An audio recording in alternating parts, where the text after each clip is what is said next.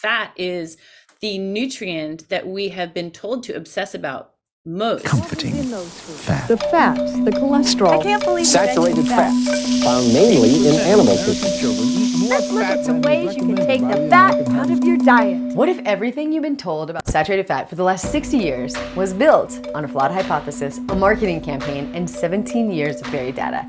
I started looking into this world of, first it was trans fats, but then it was all fats, good fat, bad fat, non-fat, low fat. What if one of nutrition's most prominent researchers spent a decade reviewing the evidence on saturated fat and cardiovascular outcomes and concluded that it demonstrated a lack of rigorous evidence to support continued recommendations either to limit the consumption of saturated fatty acids or replace them with polyunsaturated fatty acids? And it really drew me in part because the researchers I spoke to were terrified to talk to me. There is a fear of challenging what is a kind of medical dogma and set of beliefs that are predominant in the field, in anybody's field, in this case in nutrition. Yeah. Why are they afraid? They will lose their research funding. They will stop being invited to conferences. They will not get their papers published in journals. I have stories of all of that happening. Because if that's true, then one of the biggest nutrition stories of the last century wasn't just wrong, it changed what entire nations ate, what doctors told patients, and what schools, hospitals, and families put on their table. And it may have pushed millions of people away from real food and toward ultra-processed substitutes sold as health foods. So today, we're breaking down 7 myths that shaped global food policy, made people fear butter, meat, eggs, and cheese, and convinced generations to swap traditional fats for margarine, seed oils, and breakfast cereal. We're gonna walk through buried trials, suppressed findings, manipulated narratives, and the scientists and journalists who dug the evidence back up. So let's start where this story begins. Myth number 1, saturated fat causes heart disease. It's 1955. President Eisenhower has a heart attack and America panics. Now the country wants an answer. What causes heart disease? And into that vacuum stepped one man, Ancel Keys, a physiologist from the University of Minnesota with a clean, simple explanation. It is saturated fat. He argued that saturated fat raises cholesterol, clogs arteries, and drives heart disease. So don't eat butter, don't eat meat, don't eat eggs. Now the problem is that much of his theory was based on one famous piece of evidence, the 7 countries study. But there was a major issue. Data was available for far more countries than the final headline suggested, and critics have argued for decades that the countries highlighted most strongly were the ones that best supported Key's hypothesis, while complicating populations were left out of the popular narrative. Now that matters because association is not causation, and few people have done more to excavate the story of the anti-saturated fat narrative than investigative journalist and the author of The Big Fat Surprise, Nina Teicholz. And into that void steps Ancel Keys with his idea, the diet heart hypothesis, that it's saturated fat and cholesterol that cause heart disease. Those foods will clog your arteries like oil down a cold stovepipe and clog them, give you a heart attack. The fundamental flaw in it is that shows association and not causation. Now, Keys found a correlation and helped turn it into a global dietary revolution, even though later analyses from the 7 countries' data showed that sucrose or sugar was also strongly associated with coronary mortality. Now, a subsequent analysis also showed that when 22 countries were considered, the link was much weaker, yet a correlation became a commandment. And once that happened, the rest of the machine started moving. Myth number 2, cutting saturated fat will reduce your risk of death. Now, this is where the story gets hard to ignore, because eventually researchers didn't just look at food questionnaires and epidemiology, they ran controlled trials. And one of the biggest was the Minnesota coronary experiment. Now, this was not a loose observational study. This was a large, tightly controlled clinical trial conducted in the 1960s in 5 mental hospitals in Minnesota, where researchers could actually control what thousands of people ate every meal, every day. One group ate natural saturated fat, and the other replaced the saturated fat with vegetable oils, mainly polyunsaturated corn oil. And this was the exact intervention the public was being told would save lives. Lower saturated fat, more vegetable oils, and researchers had thousands of participants. Now they had hard outcome data, and then they buried it. And when Teicholz looked at the Minnesota coronary experiment, what stood out wasn't just the result, it was what happened after the result. When they completed the study, they didn't publish the results for 17 years. Why? Well, they could not find what they hoped to. They did not find that the people who lowered their saturated fat were spared death or heart attacks. In fact, the more the men lowered their cholesterol, the more likely they were to die. But they didn't publish their results. When they did publish them, they put them in a kind of out of the way journal. And when asked why, much later, the lead investigator, Ivan France, said, well, we were just so disappointed in the way it turned out.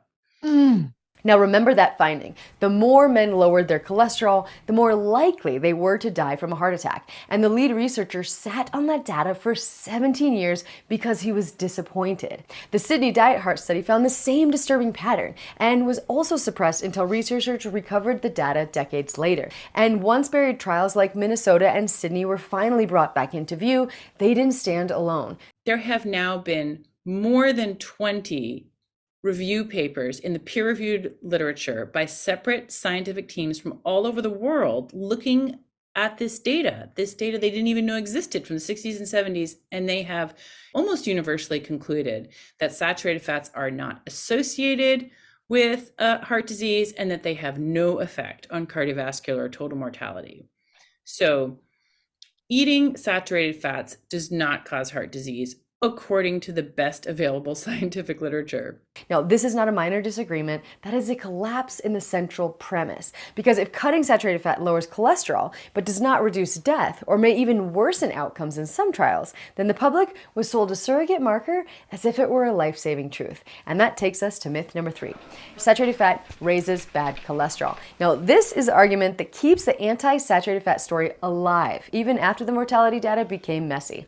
So fine, critics say maybe saturated fat doesn't directly cause heart attacks, but it raises LDL cholesterol and that causes heart attacks. Case closed. Except it's not closed because this is the surrogate marker trap. And as a clinician and author, Chris Kresser has argued the cholesterol story is much more complicated than the average headline makes it sound. If your argument is that, eating red meat or saturated fat increases cholesterol, then you have to show why that matters.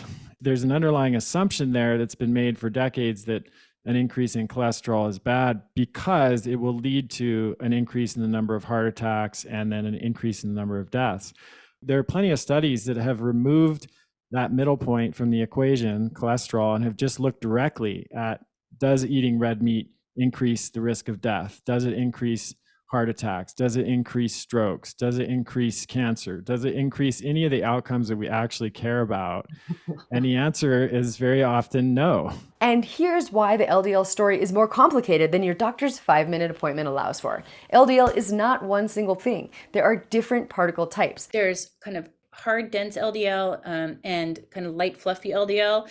And your saturated fat, if intake, will increase the light, fluffy kind, which is not the kind that drives cardiovascular risk. It's really like the small, dense LDL that is driving your cardiovascular risk. And that actually is reduced when you eat saturated fat.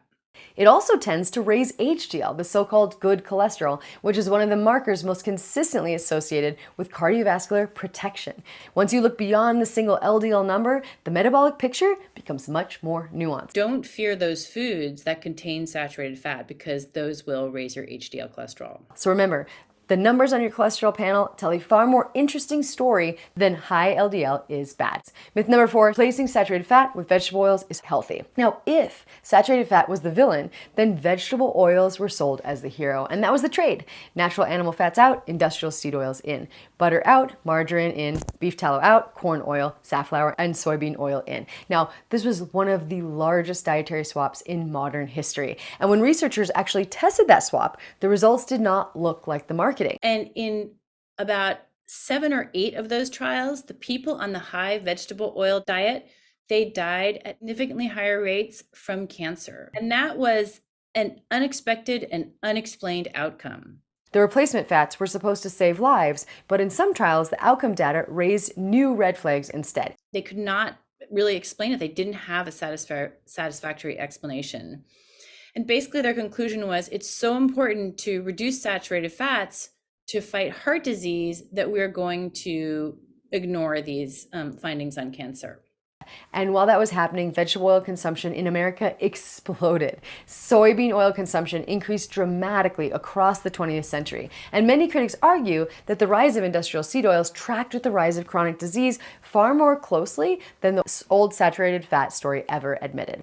According to many experts, the concern is not just that these oils are polyunsaturated, it's that polyunsaturated fats oxidize easily at cooking temperatures, producing aldehydes and other toxic byproducts. So we traded the fats humans and their ancestors cooked with for millennia for industrial product that requires a factory, chemical solvents, and deodorization at high heat. Myth number 5, all saturated fats are the same. Now this is where the whole conversation gets even more interesting because saturated fat sounds like one thing, but it isn't. It's a category, and different saturated fatty acids behave uniquely. Palmitic acid, common in grain-fed beef and palm oil, does not behave the same way as stearic acid, which your body can partially convert into oleic acid, the same monounsaturated fat celebrated in olive oil. There are also very long-chain saturated fatty acids found in higher amounts in grass-fed beef and pasture-raised animals, and emerging evidence suggests some of them may be neutral or even beneficial. And according to Dr. Seven Van Vliet's work, where an animal is raised and what it ate can change its fatty acid profile. Fatty acid, stearic acid is maybe more neutral than, for instance, something like palmitic acid, which is more common in grain-fed beef, and it shifts a little bit towards longer chain ones in grass-fed beef. It's not been studied as well as omega-3 fatty acids, but there are suggestions that people with higher intakes of very long-chain saturated fatty acids, that these effects are neutral, more neutral for our health, or even beneficial for our health. So the quality of saturated fat probably matters and could maybe impact things like triglycerides or things like LDL cholesterol down the line. One of the most intriguing developments in the entire area started with bottlenose dolphins. Now, Dr. Stephanie Van Watson wasn't studying human nutrition, she was studying dolphins, until their blood work led her to one of the most intriguing saturated fats in the entire discussion. This discovery was accidental. It was intended to help improve aging Navy dolphins, not people. Dr. Stephanie Van Watson, a veterinary epidemiologist, was studying U.S. Navy dolphins and noticed the aging dolphins were developing some of the same conditions modern humans do: fatty liver disease, insulin resistance, high triglycerides, metabolic syndrome. And when she examined their blood work, she found the healthiest dolphins had higher levels of a specific odd chain saturated fat. We thought for sure it was going to be omega-3s, right? Because all they eat are fish. And instead we were surprised that the saturated fatty acid, C15, was the top predictor of healthy aging dolphins. C15, also called pentadecanoic acid. Now, it's usually found in full-fat dairy, cheese, whole milk, sour cream. And when people were pushed toward their low-fat diet in the 1980s, their circulating levels of C15 declined. And now researchers are asking whether the decline mattered more than anyone realized. Saturated fat, as it not only not being bad, but predictive of health. We thought, what? But we have allowed the science to play out. And now it's not just us, but over 100 peer-reviewed studies from independent groups around the world, all coming to the same totality of evidence contributing to this, of showing that indeed there is a saturated fat that is not only beneficial, but like you said, emerging as the first essential fatty acid to be discovered in over 90 years since omega-3.